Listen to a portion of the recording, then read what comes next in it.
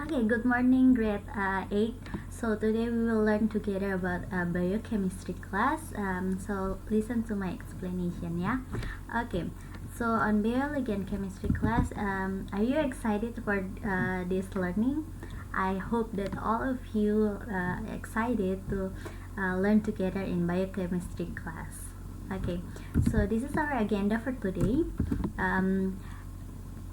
8 we will start our class at 8, and 8 to 8:30 you will watch this video and take a note, and after that 8:30 to 8:40 we will have meeting at Google Meet, and then you have break time from 8:40 to 8:15, and then you will do your assignment on 8:50 to 10. Okay, I'm sorry that we just have 10 minutes for meeting because today I have to distribute your package to your parents, so we don't have much time to meet on the Google Meet. But you can ask me if you have question. You can ask me through WhatsApp, or you can comment on Google Classroom, so I can answer you if there is no parents came to the classroom. Okay, so this is our objective for today. Describe human digestive system disease or disorder,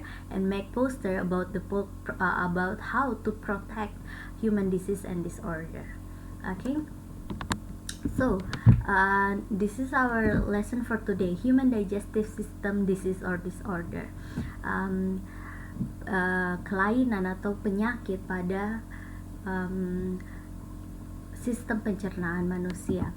So, disease and disorders of digestive system can involve infection or damage to organ and other tissue and structure. Jadi, kelainan atau penyakit pada sistem pencernaan ini bisa mempengaruhi atau bisa termasuk juga itu adalah infeksi, mempengaruhi menghasilkannya infeksi dan juga kerusakan pada organ dan juga jaringan dan juga struktur dari tubuh seperti itu. Nah, and next, they may also affect actions of the digestive system. Jadi dia juga bisa mempengaruhi kerja, ya, bagaimana cara kerja dari sistem pencernaan, dan such as the sealing of the esophagus from stomach acid or the free flow of fluid through the bile ducts. Jadi ini contoh, ya. Contohnya itu ketika sakit asam lambung yang naik ataupun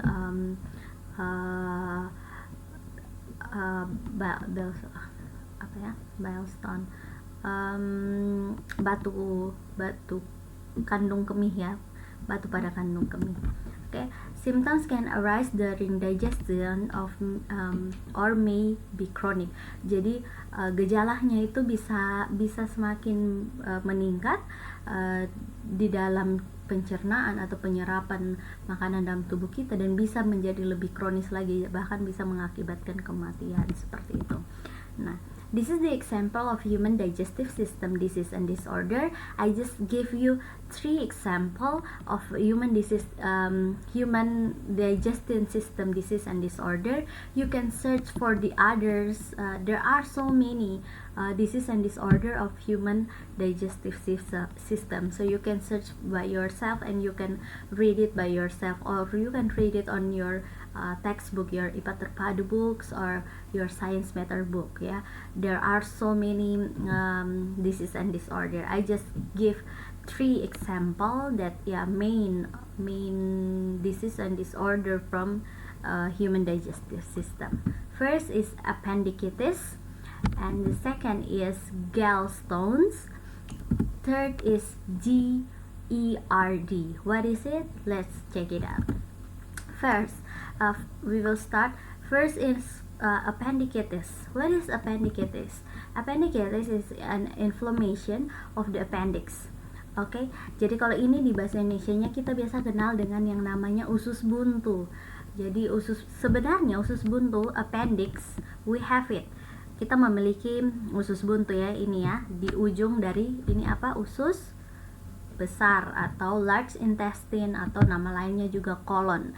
Di ujung bawah dari kolon itu ada yang namanya appendix atau usus buntu. Sebenarnya usus buntu itu ya baik-baik saja, tidak ini. Yang sakitnya itu adalah inflamasi atau peradangan terhadap usus buntu ini. Makanya itulah yang dinamakan sakit usus buntu seperti itu. Nah, once thought to have no function. Oke, banyak yang berpikir bahwa usus buntu ini tidak punya fungsi, tapi ternyata diketahui bahwa the appendix is now known the function as the part of lymphatic system. Jadi usus buntu ini memiliki sebuah fungsi, diketahui ya, memiliki sebuah fungsi di dalam sistem limfatik. Sistem limfatik itu apa? Itu berpengaruh ya berhubungan dengan kita punya sistem kekebalan tubuh seperti itu. Nanti maybe you can learn this about immune system on grade 9. Okay, next. A blockage inside of the appendix can cause appendicitis. Jadi ada yang menghalangi bagian dari appendix ini, bagian dari usus buntu ini, makanya menyebabkan penyakit usus buntu seperti itu. Jadi di sini itu ada yang menghalangi, ada mungkin zat-zat atau sisa makanan yang menghalangi di bagian appendix ini, makanya itu menyebabkan yang namanya appendicitis atau kita kenal dengan penyakit usus buntu. The main symptoms is pain on the lower right side of the abdomen that gets worse over the time. Jadi gejalanya itu adalah sakit di bagian kanan dari perut kita, karena kan appendix ini ada di bagian kanan dari usus kita ya. Nah, itu dia mulai sakit. Jadi di bagian bawah, kanan bawah dari kita punya perut itu mulai sakit dan semakin sakit lama kelamaan. Nah, that's the symptom atau itu adalah gejala dari appendicitis. Jadi kalau misalnya kalian merasakan hal tersebut berulang-ulang kali, silahkan pergi ke dokter untuk periksa. Mungkin itu terjadi inflamasi atau peradangan pada usus buntu kalian. Okay? If not treated, the appendix can burst and spread infection into the abdomen. Jadi kalau misalnya ini usus buntu ini kalau misalnya sakit dan kalian kasih tinggal saja terus menerus, nah hal ini bisa mengakibatkan infeksinya itu kan ini kan inflamasi ya, infeksi di usus buntu ini. Nah, kalau misalnya sakit terus menerus dan juga tidak diobati, maka itu akan mengakibatkan sakit kepada yang lain. Seperti itu akan tersebar bakteri-bakteri atau virus-virusnya dari sini tersebar ke yang lain. Makanya dia bisa mengakibatkan penyakit ke yang lain. That's why last meeting there are one student asked me, salah satu dari kalian tanya Miss kemarin di chat box, you ask that why Miss they have to operasi their appendix ya, kenapa mereka harus operasi usus buntu dan lain sebagainya. Nah, inilah kenapa harus dioperasi usus buntu. Sebenarnya kalau misalnya tidak ada peradangan atau tidak ada sakit di usus buntu itu tidak masalah, tapi karena ada sakit, kalau misalnya ada sakit seperti ini harus dioperasi, usus buntunya harus dipotong, karena kalau misalnya infeksi di situ dia akan mempengaruhi kepada infeksi di bagian tubuh yang lain. Okay, do you get it? I hope that you can get this. Okay, next we go to the second human digestive system disease and disorder. It's gallstone ya. Ini adalah kalau kita kenal dalam bahasa Indonesia itu adalah batu pada kandung kemih begitu ya. Nah, gallstone bukan batu empedu bukan batu pada kandung kemih, itu beda. Ini adalah batu empedu ya. Batu empedu, gallstone are the substance the bile harden. Jadi ini adalah sebuah penyakit di mana there are pieces of solid material that can form stored bile and in the gallbladder. Jadi ini adalah sebuah substance atau misalnya sebuah endapan yang bisa menutup ini yang di sini ya. Kalau kalian lihat ini yang warna-warna kuning-kuning ini, dia bisa menutup atau memenuhi kita punya empedu seperti itu. Nah, the range of that stone atau pieces solid itu from tiny speck to the size of gold balls. Jadi dia dari kecil sekali sampai dia bisa besar seperti bola golf seperti itu. Dan itu sangat membahayakan karena dia menutup saluran ke empedu. I hope that all of you know the function of our bile ya. Kita punya empedu, apa fungsinya itu, you have to search it by yourself and you have to know kenapa sih batu empedu ini sangat berbahaya. During digestion, gallstone can block the flow of fluid through the bile ducts. Jadi selama kita sistem pencernaan atau di dalam proses digestion atau pencernaan di dalam tubuh kita, nah batu-batu empedu ini dia bisa block, menutup, menghalangi. Ini dia bisa menghalangi cairan itu masuk keluar seperti itu di antar sini, di on the bile ducts di sini nih ya. Ini dia ada di duodenum itu di usus halus ya, small intestine. Jadi dia sambung dengan duodenum. Jadi dia ada di belakangnya our liver, di belakang dari kita punya hati, dan juga dia nyambung langsung dengan kita punya ini empedu ya yang warna hijau. Dia nyambung langsung dengan kita punya usus halus seperti itu.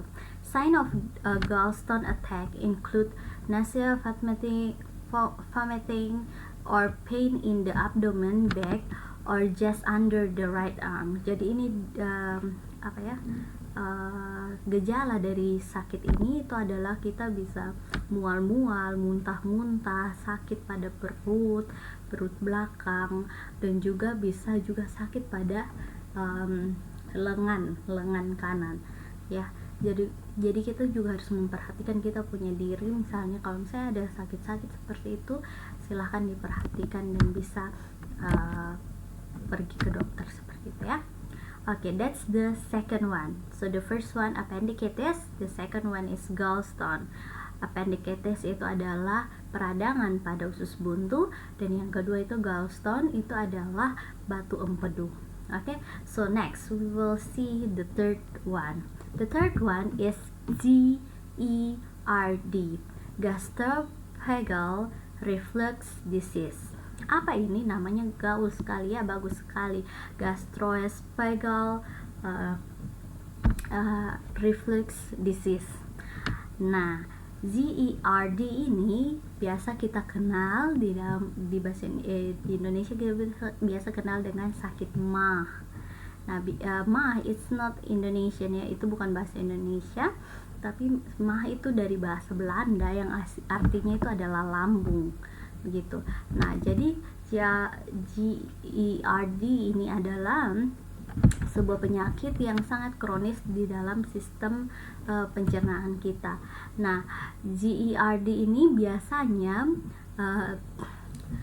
terjadi itu dia karena asam lambung kita ini ya. Last meeting I already explained to you that in our stomach we have an acid. The acid name is hydrochloric acid, dan hydrochloric acid ini dia adalah asam yang kuat seperti itu.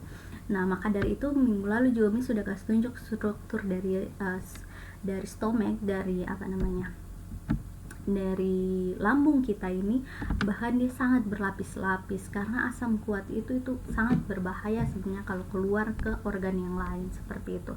Nah, di penyakit ini, sakit MAH ini kalau bahasa Indonesia kita kenal, itu adalah asam lambungnya ini dia bahkan naik sampai ke esofagus ya. Jadi asam lambung ini dia naik ke esofagus, dan itu sangat berbahaya karena asam hydrochloric acid ini dia itu sangat asam dan dia itu bisa merusak seperti itu, bersifat korosif seperti itu. Makanya itu karena kenapa bisa dia naik ke esofagus, karena di sini di antara lambung dan juga esofagus kita ini, our stomach and our esophagus, itu sebenarnya ada sebuah cincin yang menutup seperti itu, sebuah cincin yang menutup, tapi cincin tersebut terbuka.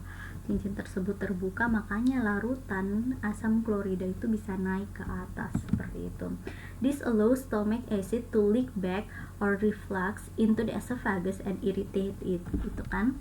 Jadi penyakit ini dia mengakibatkan karena cincin tersebut itu longgar dan dia bisa terbuka dari sini, maka dari sini ya, maka itu mengakibatkan asam lambung tersebut bisa naik dan dia mengiritasi esofagus kita. Ini ya, kalau kalian lihat gambar, dia bisa mengiritasi esofagus kita. Itu bisa menjadi penyakit yang sangat besar seperti itu.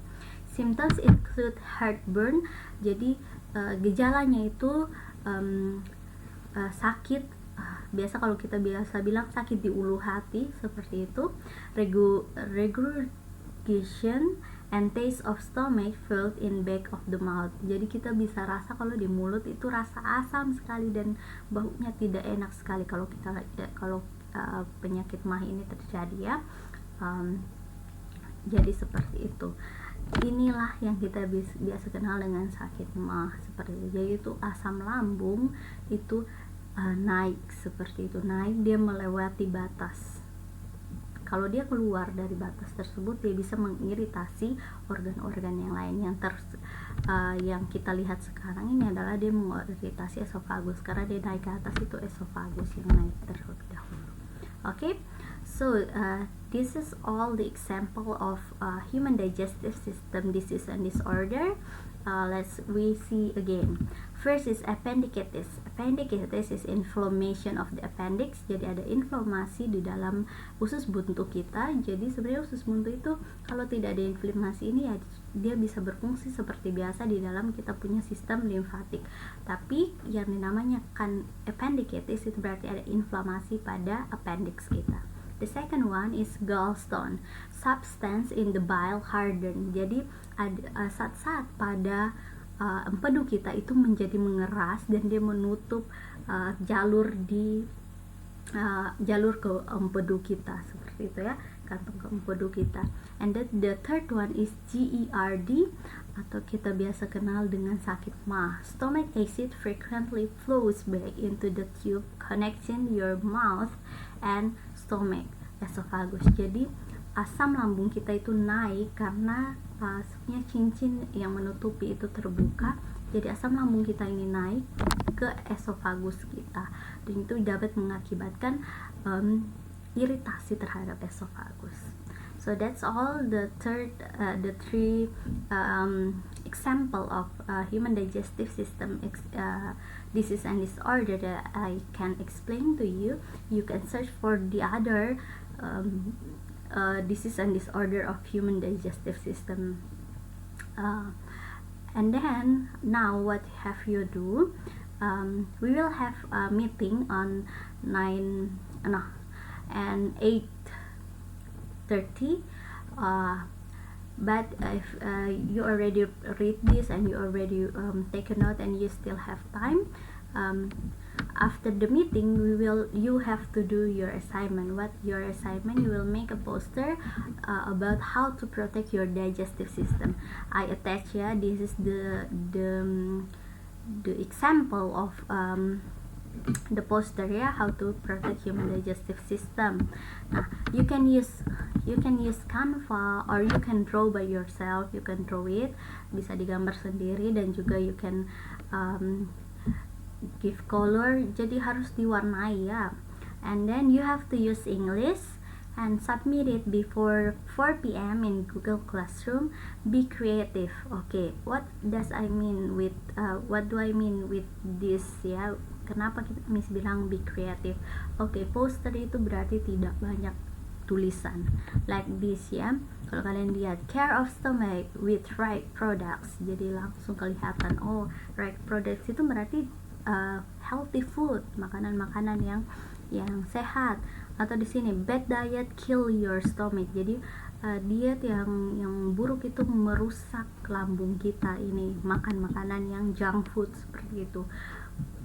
Okay, so this is the poster how to protect your digestive system. Digestive needs contents care, jadi harus ada care-nya seperti ini dan lain sebagainya. Okay, so you have to make it. This is the example ya, kalian bisa buat sendiri, kalian punya.